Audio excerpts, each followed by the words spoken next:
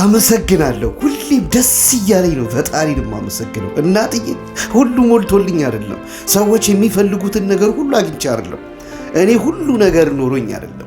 ከምፈልጋቸው ነገሮች በሙሉ የሚያስፈልገኝ ፈጣሪ ብቻ ነው። ያመጣኝ ወደዚህ ምክንያት አለው፣ ሲመልሰኝም ምክንያት አለው። ቀጠሮ እየጠበቅኩ ነው። ሁሌ እንደምለው ሰዓት አለኝ። የፈጣሪን ሰዓት፣ ያቺን ሰዓትን ያላውቃትም፣ እሱ ግን ያውቃታል። ያመጣብኝንም የሚወስድብኝንም ቀን ያውቃታልና እስከዛ ግን ደስ ብሎኝ ነው የምኖረው። አንዳንድ ጊዜ ልብ ብለህ ካላስተዋልክ ይህን ነገር አታገኘውም። ዝቅ ካልክ ከፍታን ታያለህና ነው። ጨለማ ውስጥ ሆነ የሚታይ ጭላንጭል ብርሃን የሕይወት መንገድ ይሆናልና ስለዚህ ነው በጣም ብዙ ነገር እኔ እንዳላመሰግን የሚያደርገኝ ነገር ምን አለ እስኪ? በጣም ብዙ እንዳመሰግን የሚያደርገኝ ብዙ ነገር ፈጣሪ ፈጥሮልኛል። እኔ እየሮጥኩ ባለሁበት ሰዓት ላይ መሮጥ አክቶት በዊልቸር የሚንቀሳቀስ ወይ አልጋ ላይ ይተኛል። እኔ አሁን ስራ ስሄድ ወይም ደግሞ በዚህ ሰዓት ቁጭ ብዬን መልእክት ሳስተላልፍ አልጋ ላይ ሆኖ መድኃኒት የሚማቅቅ መድኃኒት የሚፈልግ ፈጣሪ ሆይ ሰዎች ሆይ እርዱኝ የሚል ሰው አለ። በእስር ቤት ሆኖ ፀሐይ የናፈቀው አለ። ዳግም ላይ መለስ ደግሞ ጥሪዋ ቀጠሮዋ ደርሶ ይሄዳል። በመቃብር ቦታ ስትሄዱ ታዩታላችሁ። ምንም ጫጫታ የለም፣ ጸጥ ያለ ነው። እነዛ ሁሉ ትናንት ሲሮጡ የነበሩ ናቸው። ትናንትና ብዙ ህልም የነበራቸው ናቸው። ጨርሰውት ይሁን አልጨረሱም አናውቅም። ሩጫቸውን ግን ይሄ ጊዜ በቃችሁ ተብለው ሄደዋል። እስከተፈቀደለት ማንም ሰው በዚህ ምድር ላይ ይኖራል። በተረፈ አንተ ስላልክ ስላለ መልክም ስላለሽ ገንዘብ ስላለሽ ሀብትና ዝና ስላለ እዚህ ምድር ላይ አትቆይም እስከ መጨረሻዋ ድረስ። የምትሄድባት ቀን አለ።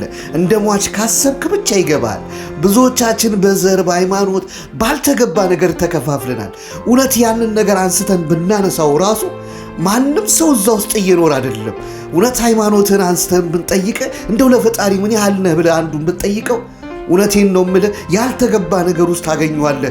ቆሻሻ ነገር ሲያራምድ ታገኘውና እዚህ ጋር እንደ ጻድቅ ይሆናል። ዓለም ላይ ያለ በሙሉ ጻድቅ ሆኖ ቢሆን ኖሮ የኔ ችግር ወይ አሁን ያለውበት ስቃይ ብዙዎች የሚሰቃዩ የሚንገላቱ ሰዎች አይኖሩም ነበር። ምክንያት አለው። እስከ መጨረሻዋ ድረስ ግን የህይወት እልፈታችን እስከ መጨረሻዋ ድረስ ፈጣሪ እስከሚመጣበት ሰዓት ድረስ ግን ስቃይ፣ መከራ፣ ችግር፣ ረሃብ አያልቅም፣ አይቆምም። እስከ መጨረሻዋ ይሄ ነገር ይቀጥላል። ሁሌም አንድ አይነት ባይሆንም የተለያዩ ስቃይና መከራ፣ ችግርና ረሃቦች ብዙ ነገሮች በምድር ላይ ይፈጠራሉ። በእኛ ህይወት ላይ ብዙ ነገሮች ያልፋሉ። ግን አትዘንጋ። እኔ ምን ያህል ነኝ ብለህ ከጠየቅ ፈጣሪ መልሱን ይነግርሃል። ወይ ደግሞ ህሊናህ ራስን ጠይቅ። ምን ያህል ነህ አንተ ለሰዎች? ምን ያህል ለሚስት? ምን ያህል ለእህት፣ ለወንድም፣ ለእናት፣ ለአባት? ምን ያህል ለራስህ? ምን ያህል ትልቁ ነገር ለፈጣሪ? እውነት ያስከውን ሃይማኖት ይዘህ ፈጣሪህን እያመለክበት እያመሰገንክ ነው ወይ? ብዙዎችን አላስለቀስክም? አላሳዘንክም?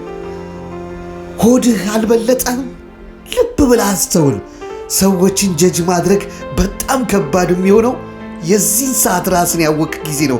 ምን ሆኜ ነው ራሴ ሳልጸዳ፣ ራሴ የተሻልኩ ሳልሆን፣ ራሴ ሰው ሳልሆን ሰዎችን አልሆንም፣ አልሆንክም፣ አልሆንሽም እያልኩ ስሰድብና በአሜት በተንኮል በጥንቆላና የማይገባ ነገር ውስጥ ሆኜ ያለሁት?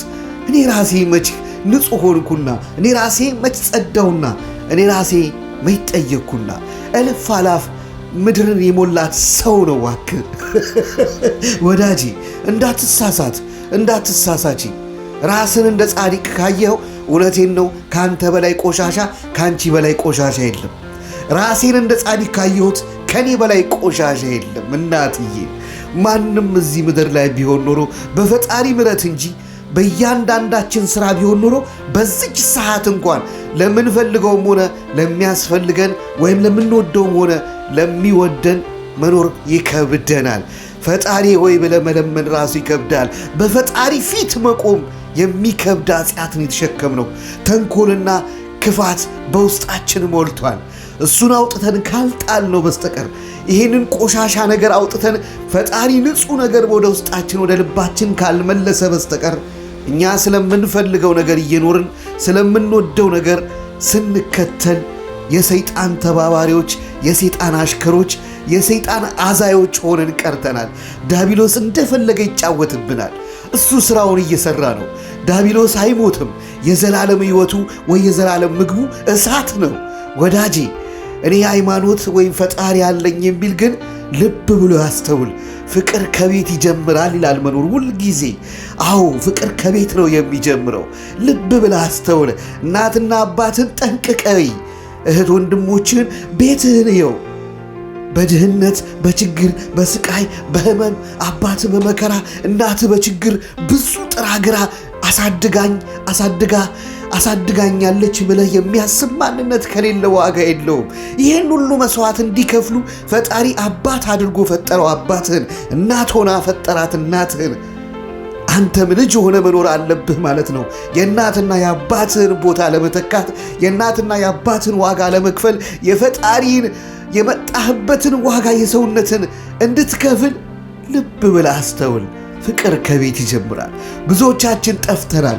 ራሳችንን እንደ አማኝ፣ ራሳችን እንደ ጻድቅ፣ ራሳችን እንደ ታዋቂ፣ እንደ ትልቅ አስበናል። እውነት በፈጣሪ በጣም ጥቃቅን፣ በጣም የማንታይ ትንንሽ ነን፣ በእጁ መዳፍ ላይ ያለን። ልብ እንበል፣ እናስተውል። ስህተት ይብቃ። እውነቴ